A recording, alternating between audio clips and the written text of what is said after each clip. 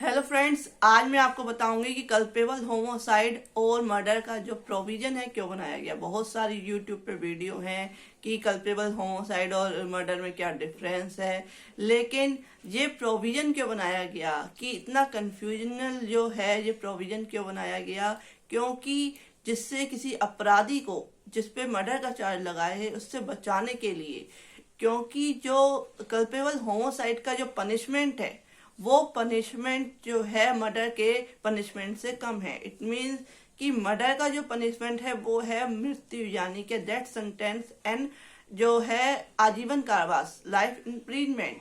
और जो culpable homicide आपराधिक मानववध का जो पनिशमेंट है वो है आजीवन कारावास या 10 वर्ष तक का कारावास या जुर्माना।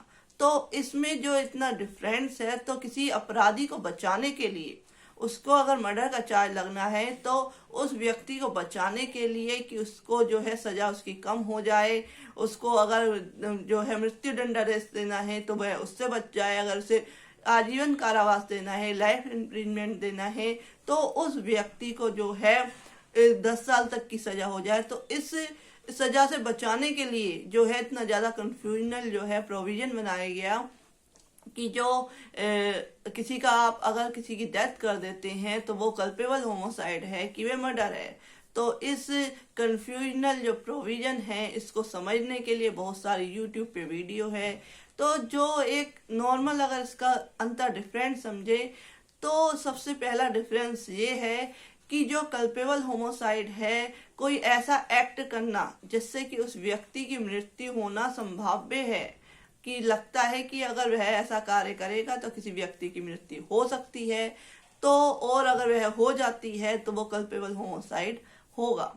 लेकिन किसी को डायरेक्ट गोली मार देना या कोई व्यक्ति जो घायल है उसको द्वारा प्रहार कर देना, कि उसको पता है कि निश्चित इसकी जो है मृत्यु 100% की मृत्यु होनी है, तो वो क्या आ गया, मर्डर के चार्ज में आ गया। तो ये मेजर डिफरेंस है। और इसमें कुछ जो है अपवाद दिए हुए हैं कि किन अपवादों से क्यों जो है जो हत्या है उसको आपराधिक मानववध कहा जा सकता है। जैसे कि किसी व्यक्ति को इतना ज्यादा उसे उकसा दिया। इट मीन्स जैसे आप एग्जाम्पल ले लीजिए कि का ने या की बहन को छेड़ा, उसके साथ जबरदस्ती करने की कोशिश की, तो उस केस में जो का को है बहुत ज्यादा वह एग्रेसिव हो गया और अपना जो कंट्रोल है, माइंड का कंट्रोल है, वह खो गया। और उस चक्कर में आपस में उन दोनों की झगड़ा हुआ और उस केस में उस का ने जो है या की मृत्यु कर दी। तो उस केस में किसी को अचानक इतना ज्यादा गंभीर उसको उकसा देना कि वह व्यक्ति इतने आवेश में आ जाए और उसने किसी क्या कर दी, डेथ कर दी उस या की, तो वह क्या हो गया, कल्पेबल होमोसाइड हो गया, वो मर्डर नहीं हुआ। क्योंकि जो है एक तरह से जो है प्रॉपर यानी कि उसे मारने के आशय से नहीं किया गया था, लेकिन एक अचानक जो उसको है उकसाया गया, तो उस केस में क्या है, जो मर्डर है वो आपराधिक मानववध हो गया। लेकिन इसमें भी जो है कुछ जो है क्लियर किया गया है कि जो अचानक प्रकोपन दिया गया है, जो अचानक उसको इतना ज्यादा एग्रेसिव किया गया है, वो उसको खुद के द्वारा ना किया गया हो या किसी साजिश के तहत ना किया गया हो, तो ये सारा प्रूफ करना होगा। तो इस तरीके से इसमें बहुत सारे एग्जाम्पल हैं, बहुत ज्यादा जो है बताया गया है कि हत्या कब है, मर्डर कब है, जब जो आपराधिक मानववध है, अपवादों को छोड़कर आपराधिक मानववध हत्या है। जो कि जो सारे आपराधिक मानववध है वो हत्या है, अगर कुछ अपवादों को छोड़कर।